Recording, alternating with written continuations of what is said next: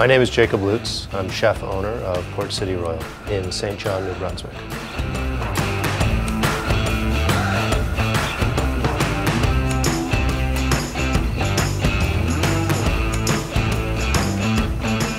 I've been interested in the history of East Coast cuisine because it is so varied, it's so regional.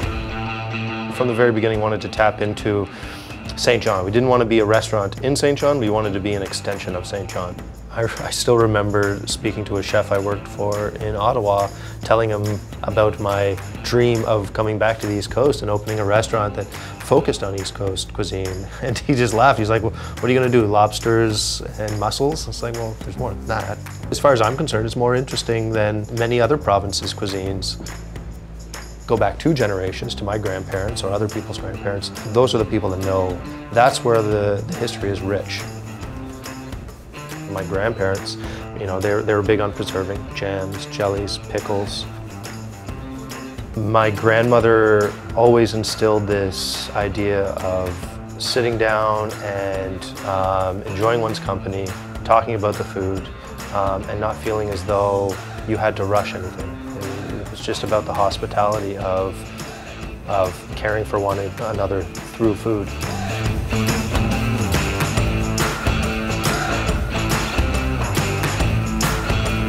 My grandmother would forage with my grandfather. I mean, she comes from an era where everything had to be cared for from beginning to end. She was really good at that. I don't know why more people don't do it. You run out and you're just looking for stuff.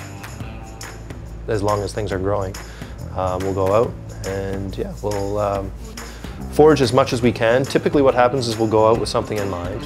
On our way to finding it, we'll find other things. I will bring that back to the restaurant, clean it up.